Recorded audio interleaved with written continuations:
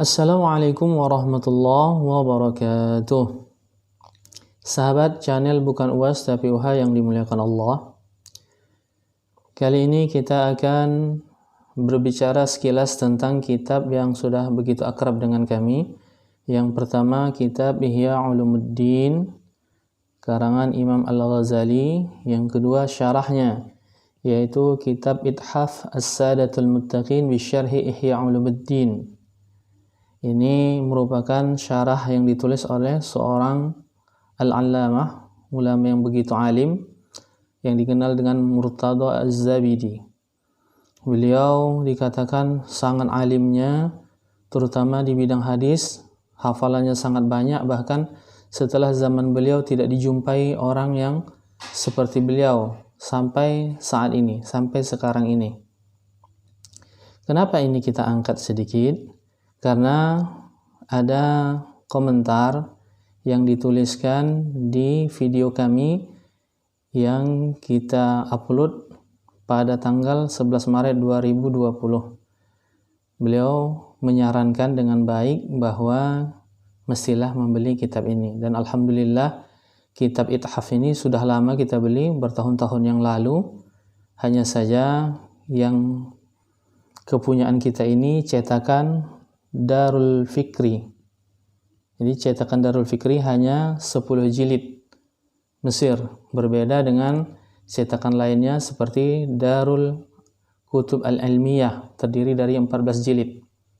Nah, kebetulan ini di bulan Ramadan kita baru saja selesai membaca kitab Shaum, kitab puasa di dalam Ihya Ulumuddin. Kita sedikit meneliti hadis-hadisnya. Dikatakan bahwa di dalam kitab Ihya Ulumuddin ini kita bahas, kita teliti juga, terdapat 39 hadis di dalam kitab puasa atau kitab Shaum Ihya Ulumuddin.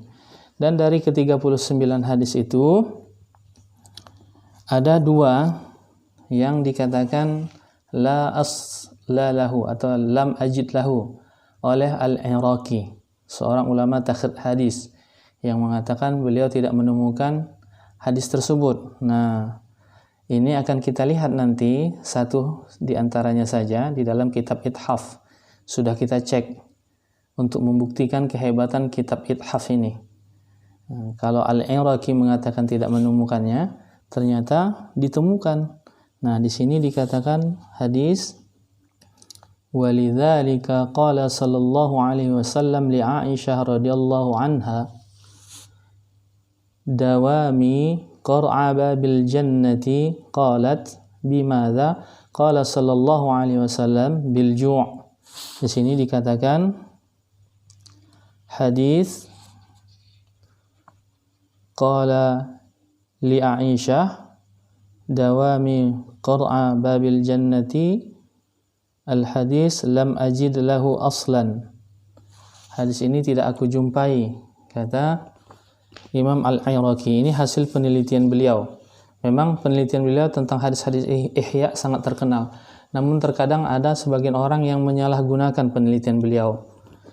Karena perkataan beliau yang mengatakan lam ajid lahu aslan, tidak dijumpai keterangan hadis itu, digunakan untuk merendahkan kitab Ihya, padahal beliau tidak menjumpai, ulama lain menjumpai, dan beliau sendiri dalam penelitiannya terhadap kitab Ihya itu hanya memvonis 3 hadis saja. Nah, yang disepakati maudhu' seperti itu.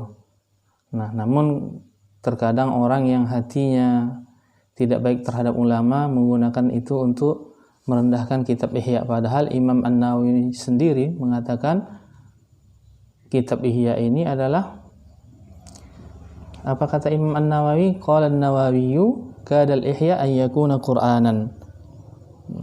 Hampir saja Ihya itu menyamai Quran, bukan menyamai pada isinya. Ini juga terkadang digunakan oleh sebagian orang untuk melemahkan kitab Ihya. Maksudnya menyamai pada saking banyaknya yang membahas Ihya ini. Nah, kita lihat hadis tadi. Di sini dikatakan hadis yang kita sebutkan tadi disebutkan di sini matannya. Nah, di sini dia keterangannya.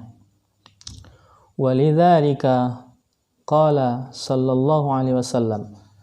Dan oleh karena itu berkata Nabi sallallahu alaihi wasallam li Aisyah, kepada Aisyah radhiyallahu anha, dawami qur'a babil jannati, hendaklah selalu mengetuk pintu surga. Qalat, Aisyah bertanya, bimadza, dengan apa? Qala bil ju', dengan rasa lapar. Di sini dikatakan qala al-Iraqi lam ajid lahu aslan. Imam al-Iraqi mengatakan tidak aku jumpai asalnya. Intaha, habis. Qultu, aku katakan, kata si pengarang, wa huwa fi kitabi awarifil ma'arif.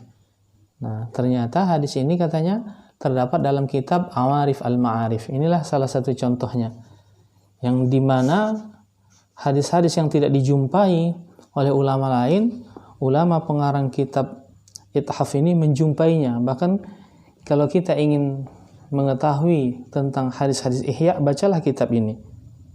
Ya, beliau jelaskan secara detail. Nah, itu diantara contohnya. Jadi kalau kita lihat kitab ini, kita teliti, maka semua hadis yang dikatakan tidak ada asalnya sudah dijumpai oleh beliau dan disebutkan kitab-kitabnya. Semoga hal ini bermanfaat dan menambah ghirah kita untuk mengkaji kitab-kitab para ulama. Wallahu a'lam. Wassalamualaikum warahmatullahi wabarakatuh.